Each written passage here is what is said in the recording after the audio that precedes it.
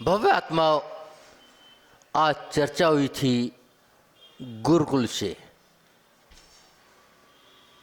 कि दो विद्यार्थी सबसे पीछे।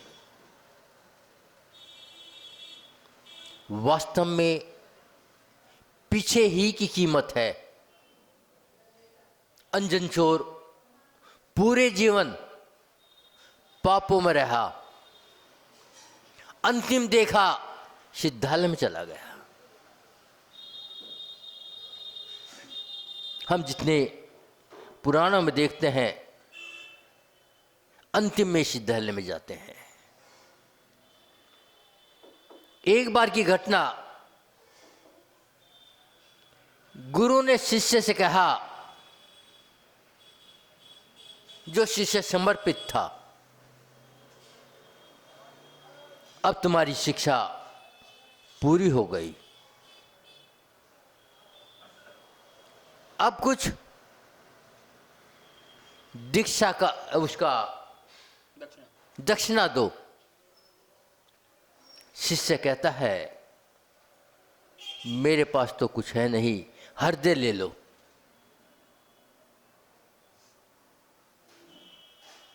बाकी तो मेरे पास धन दौलत, घर दुकान, खेत खलियान कुछ भी नहीं है, मैं आपको अपना हृदय देता हूं। गुरु कहता है, पसंद नहीं है, कुछ और दो। शिष्य कहता है ही नहीं, है, जो है ले लो, तैयार हो, अपने सारे पाप दे दो। यदि पाप दे दोगे तो मानवता जाएगी, चेतना जाएगी। बस यही बात का राज है। आज तक मैंने पापों का दान नहीं किया, और जब भगवान के चरणों में आने के बाद पापों का, गुरु के चरणों में पापों का दान कर दोगे तो आचार्य कहते हैं बस कल्याण हो जाएगा। एक बार की घटना, 6 मित्र, एक राजा का पुत्र था महीधर, एक मंत्री का पुत्र था सुबुद्धि, एक राजवैद्य का पुत्र था जीवानंद। 3 धनपतियों के पुत्र थे, एक पूर्णभद्र, एक शीलभद्र, एक केशव कुमार। 6 में बड़ी गहरी मित्रता थी, जबकि 6 के काम अलग अलग। एक बार 6 मित्र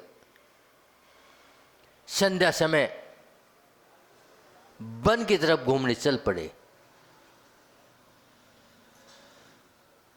चलते चलते लंबे निकल गए। घोर भयानक जंगल में, वहां पर एक शिला थी। उस शिला पर 6 की दृष्टि टिक गई।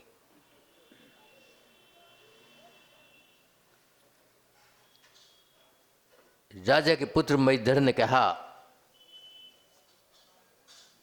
वैद्य के पुत्र को, जीवानंद को, क्या देख रहे हो? मैं शिला पर एक मुनि महाराज देख रहा हूं, जिसके पूरे शरीर में कोढ़ है, मक्खी भिन भिना रही है, पीड़ा की चिश नहीं है, और पीड़ा अत्यंत है। तो देख क्या रहे हो? हम भी देखें, तुम भी देखो, देखे चल जाओ। हा हा हा, बहुत पीड़ा है।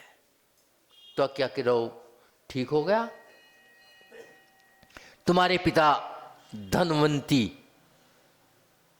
हवा देख कर बताते थे, अमुक जगह अमुक स्थान पे एक इस मर्ज का मरीज बैठा है, वो तुम भी उसके पुत्र हो।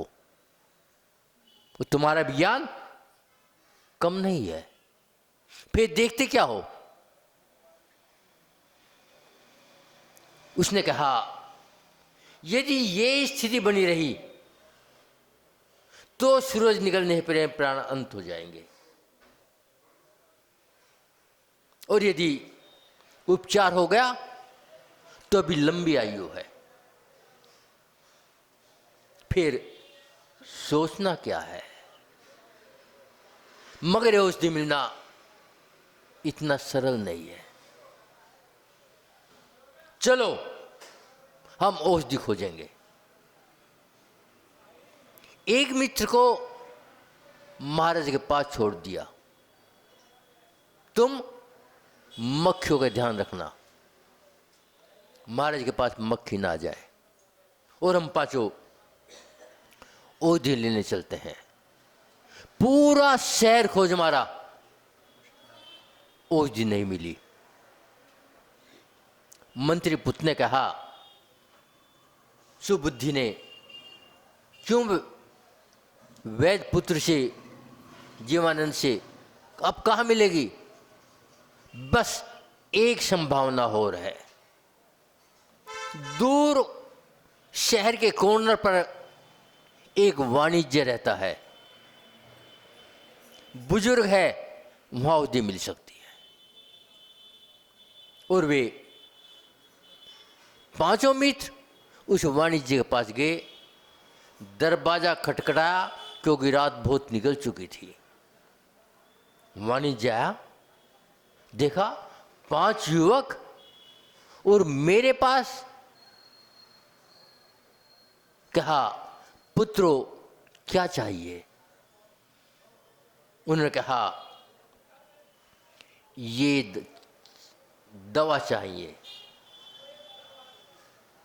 दवा का नाम सुन के गए वो वाणिज्य चकाचौंध हो गया। ये उम्र और ये दवा, ये दवा तो मेरे जैसे बुजुर्गों को देखनी चाहिए थी। और आपको इसकी कीमत का पता है?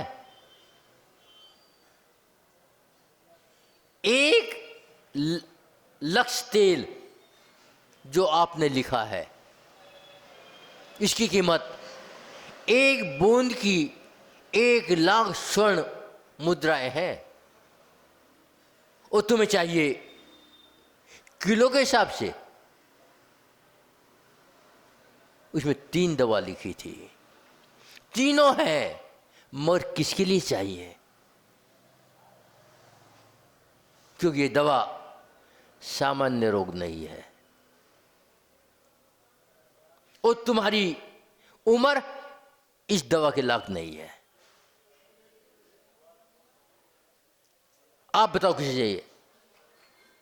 तो राजा पुत्र महीधर बोला, आपको क्या, लो चेक बुक लो, सब परेशान कर दिए, जितना चाहिए उतना पैसा राजकोष से मंगा लेना, दवा दो। वाणिज्य ने हाथ जोड़कर कहा, दवा नहीं मिलेगी। पहले आपको बताना होगा दवा किसके लिए चाहिए। अंत में सेठ के पुत्र बोले, तुम पैसा लो, माल दो नहीं। उन्होंने कहा, एक मुनि महाराज अमुक जगह इस रोग के बीमार हैं। सेठ ने उन 5 के पैर पकड़ लिए और कहा, मुझे भी अपना भागीदार बना लो। काम तो मुझे करना चाहिए था, मगर आप पुण्यशाली हो जो इस काम के लिए निकले हो। मुझे भाग नहीं, हम फ्री नहीं लेंगे, मैं पैसा नहीं लूंगा, जितना चाहिए उतनी औषधि ले जाओ। इस बात में 1 घंटा निकल गया। वैद्य पुत्र कहता है, बहुत देर हो गई है, यदि प्रातःकाल हो गए मुनि महाराज नहीं मिलेंगे, चलो औषधि तो लो। सेठ ने भरपूर औषधि दिया। 5 मित्र महाराज के पास आए और लगातार 3 दिन उस पहाड़ी पर महाराज के वैयावर्ती करते रहे और महाराज का कोढ़ ठीक हो गया। महाराज ठीक होने बाद में ऐसी स्थिति में हो गई कि हार चले के लिए निकल पड़े। अब विचार करो, ये 6 मित्र कौन थे? पढ़ा आपने ग्रंथों में? अपने ग्रंथों की कथा है। पहले राजा के पुत्र महीधर, जो बाद में आदिनाथ बने। दूसरे पुत्र सुबुद्धि, जो मंत्री पुत्र थे, भरत चक्रवर्ती बने।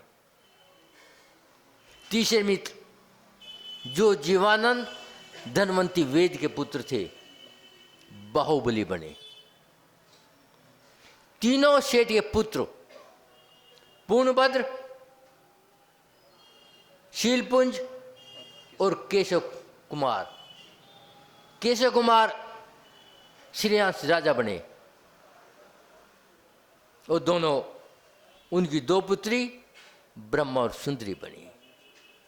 कितना संयोग था कि 6 मित्र एक साथ, जिसमें 4 उसी भाव से मोक्ष, 2 अगले भाव से, एक भवधारण बीच में करेंगे मोक्ष। तो आचार्य कहते हैं जब ये भाव होंगे तो शुक्ल लेश आ जाएगी, और ये भाव होंगे तो अपना कल्याण अपने आप हो जाएगा।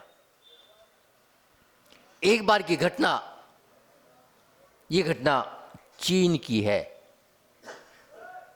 चीन में एक दार्शनिक हुए हैं, नाम था लो तसो। और उस समय जो चीन के सम्राट थे, उसके महामंत्री का शरीर पूरा हो गया। सम्राट ने अपने सभी मंत्रियों से कहा, मुझे कोई इस पद के लिए जो पूरे क्षेत्र में सबसे विद्वान आदमी हो, बुद्धिमान हो, निपुण हो, वो आदमी चाहिए। सबने विचार विमर्श किया तो नाम पेश कर दिया लो तस्वी का। खोजो कहाँ मिलेगा।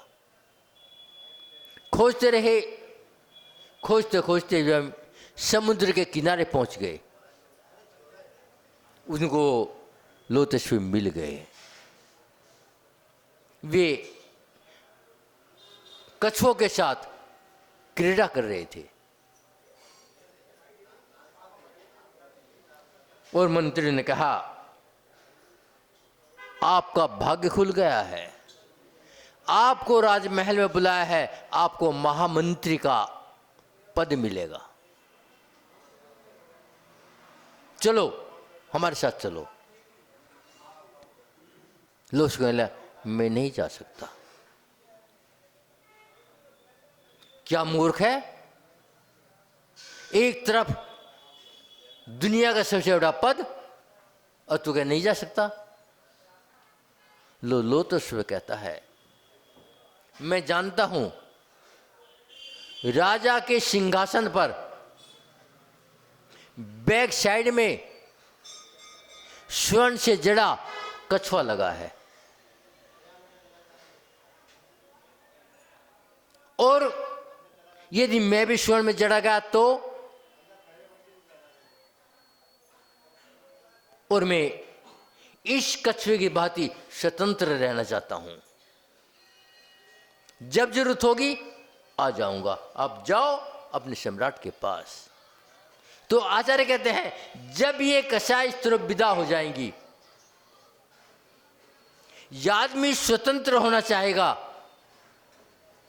तो शुक्ल से आ जाएगी या अपने में स्थिर हो जाएगा। मगर क्या हम अपने में स्थिर होना चाहते हैं? बस यही चूक हमें अनादिकाल से इस संसार में भटका रही है, क्योंकि हम अपने दोषों का त्याग नहीं कर सकते, दोषों को दान नहीं कर सकते। हम दान करते हैं अपनी प्रसिद्धि का, अपनी लोकेशना का। तो आचार्य कहते हैं वो दान दान नहीं है। बंधु, आपने ग्रंथों में पढ़ा होगा, चंद्रगुप्त मौर्य महान सम्राट थे। एक बार उनके राज्य में भयानक सर्दी पड़ी। उनके मंत्री चाणक्य ने कहा, बहुत भयानक सर्दी है, कुछ गरीबों को देखो। राजा ने कहा, कुछ करो मंत्री से। वो मंत्री ने घोषणा कर दिया, सभी श्रेष्ठ गण एक एक कंबल चाणक्य की कुटिया पर भेज दें गरीबों के लिए। देखते देखते कंबलों का ढेर लग गया। उसी समय एक चोर के मन में आया, ये कंबल बहुत सुंदर सुंदर हैं, क्यों ना चोरी कर ली जाए। और वे चोरी करने के लिए चोर कंबलों के पास आया। उस समय एक विदेशी आ गया। उसने चाणक्य से कहा, जो कि एक फटा हुआ घिसा हुआ कंबल ओढ़े बैठा था और कप कपा रहा था। उस विदेशी ने कहा, चाणक्य जी, आपके पास इतने कंबलों के ढेर लगे हैं, आप पुराना फटा फटाना कंबल ओढ़े बैठे, एक कंबल इनमें से ओढ़ लो। चाणक्य जी ने कहा, ये कंबल ना मेरे हैं ना राज के हैं, ये कंबल गरीब जनता के हैं, वो उन्हें ही मिलेंगे। मैं इन कंबल को अपने प्रयोग में नहीं ले सकता। ये बात जब चोर ने सुनी, सोचता है मैं क्या सोच रहा था, और आगे चाणक्य के पास आया, क्षमा मांगी, अपने पापों का त्याग किया, जीवन भर चोरी नहीं करूंगा। और जो विदेशी था वो कहता है, जिस देश में ऐसे निष्ठावान मंत्री हों, वो देश कभी पतन की ओर नहीं जाएगा।